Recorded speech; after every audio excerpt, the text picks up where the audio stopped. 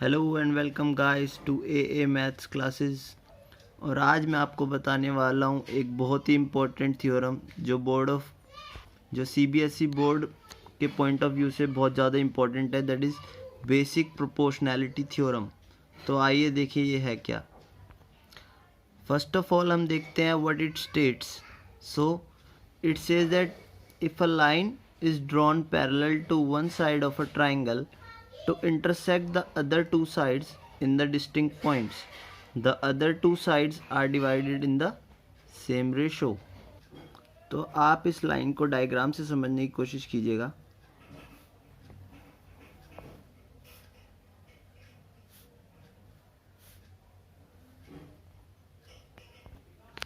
सो देखिए ये एक ट्राइंगल है ए बी सी।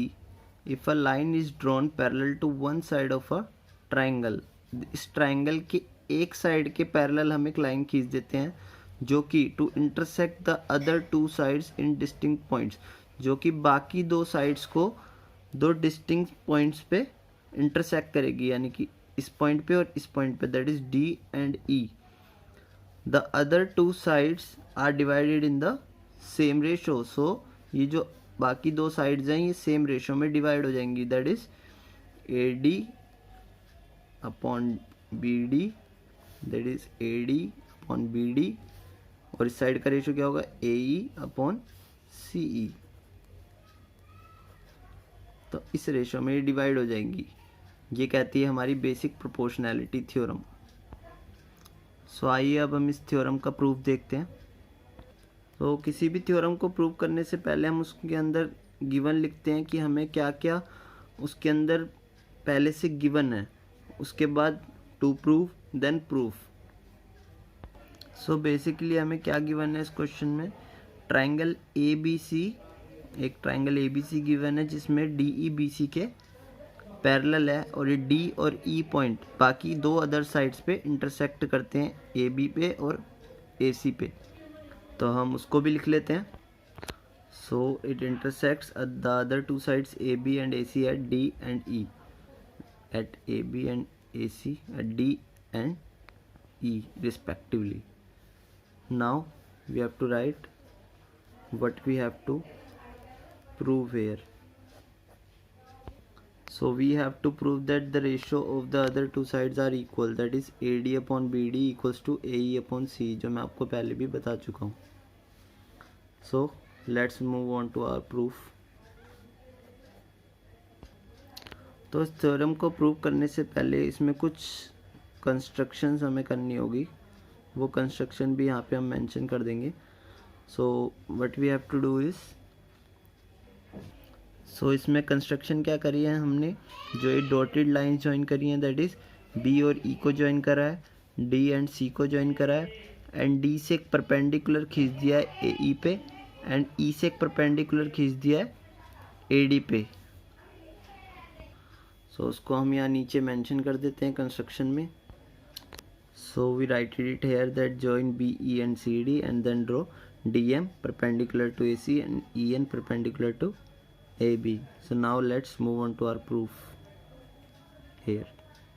So मैंने यहाँ पे डायग्राम दोबारा से बना लिया है ताकि हम यहाँ पे सॉल्व करते वक्त इस डायग्राम को देख सकें। तो फर्स्ट ऑफ ऑल हम क्या करेंगे, ट्रायंगल ADE का एरिया फाइंड करेंगे। So area of triangle ADE। तो किसी भी ट्राइंगल का एरिया कैसे निकलता है, half into base into height. So half, what is the base and height, perpendicular हमने इस पे ड्रॉ करा है तो ये बेस हो जाएगा and this is the height. So AD multiply by EN। So this is the area of ADE। इसको हम फर्स्ट इक्वेशन लेट कर लेते हैं। नाउ अब हम फाइंड करते हैं इस ट्रायंगल का area, triangle BDE।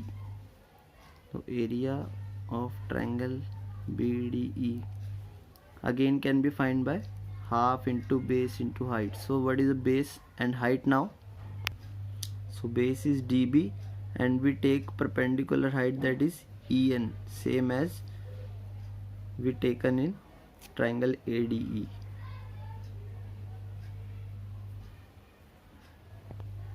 So how can we take this perpendicular height in this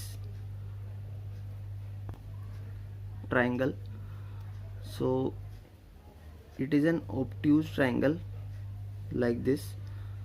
If we have to this is the base and we have to take this perpendicular by extending this base. Corresponding to this base we have to take the perpendicular. So in this triangle, when we extend this base, this is the perpendicular of this triangle also. So we take this EN as same here. So we let it as our second equation. So now by dividing these first and second equation, we get area of triangle ADE divided by area of triangle BDE, that is half into AD into EN divided by half into BD into EN. So EN से EN cancel हो जाएगा, half से half हमारे पास क्या आ जाएगा AD upon BD. Let it as our third equation. Now we again find the area of triangle ADE, but this time using this base and this perpendicular. So half into DM into AE. Let it as our fourth equation. Now पहले अब हमने BDE का area निकाला था, जिस time हमने इसको perpendicular लिया है तो एरिया निकालेंगे CDE का. तो कैसे निकालेंगे, area of triangle CDE equals to half into base क्या हो जाएगा ये CE और परपेंडिकुलर क्या लेंगे, जैसे हमने पहले इसमें BDE में परपेंडिकुलर लिया था EN, और इस बार क्या लेंगे DM. So let it as our fifth equation.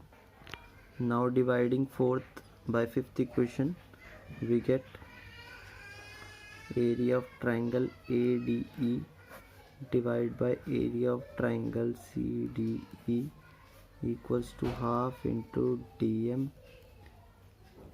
into AE upon half into CE into DM. So DM से DM कैंसिल हो जाएगा, हाफ से half, we get AE by CE. Let it as our sixth equation. now अब आपने एक और theorem पढ़ी होगी कि अगर दो ट्राइंगल सेम बेस पर बने हुए हैं. सो यहाँ पर देखो दो ट्राइंगल हैं BDE and CDE same base पर बने हुए हैं DE पर, तो उनका एरिया क्या होता है, आपस में इक्वल होता है. तो area of triangle BDE is equal to area of triangle CDE here. So from third and sixth equation हमें क्या, AD upon BD equals to AE upon CE, which we have to prove in this theorem. So hence it is proved.